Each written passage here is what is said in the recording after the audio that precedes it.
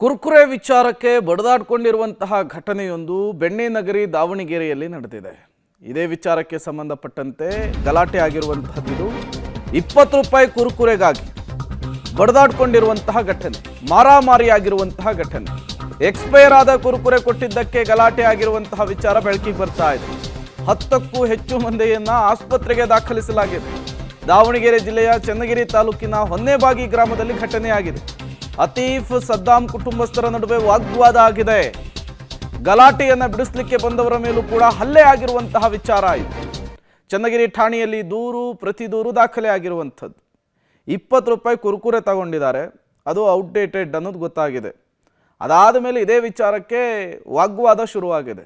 ಈ ವಾಗ್ವಾದ ಎಲ್ಲಿಗೆ ಹೋಗಿ ನಿಂತಿದೆ ಅಂದರೆ ಪರಸ್ಪರ ಕೈಗೆ ಸಿಕ್ಕಂತಹ ವಸ್ತುಗಳಿಂದ ಹೊಡೆದಾಡ್ಕೊಳ್ಳೋ ಹಂತಕ್ಕೆ ಹೋಗಿ ನಿಂತಿದೆ. ಅದು ಕೂಡ ಎರಡು ಕುಟುಂಬದ ನಡುವೆ ಆಗಿರುವಂತಹ ಗಲಾಟೆ ಇದು ಅನ್ನೋದು ಗೊತ್ತಾಗ್ತಾ ಇರುವಂಥದ್ದು. ಪಾಪ ಯಾರೋ ಗಲಾಟೆ ಮಾಡ್ಕೊಳ್ತಿದ್ದಾರೆ ಅಂಥೇಳಿ ಬಿಡ್ಸೋಕೆ ಹೋದವ್ರಿಗೆಲ್ಲ ಬಡ್ದಾಕಿಬಿಟ್ಟಿದ್ದಾರೆ. ಅದರ ಪರಿಣಾಮ ಈಗ 10ಕ್ಕೂ ಹೆಚ್ಚು ಜನ ಆಸ್ಪತ್ರೆಗೆ ದಾಖಲಾಗಬೇಕಾದಂತಹ ಪರಿಸ್ಥಿತಿ. 20 ರೂಪಾಯಿಯ ಕುರುಕುರೆಗಾಗಿ ಮಾರಾಮಾರಿಯಾಗಿರುವಂತಹ ಘಟನೆ ದಾವಣಗೆರೆ ಜಿಲ್ಲೆಯ ಚನ್ನಗಿರಿಯಲ್ಲಿ ನಡೆದಿದೆ.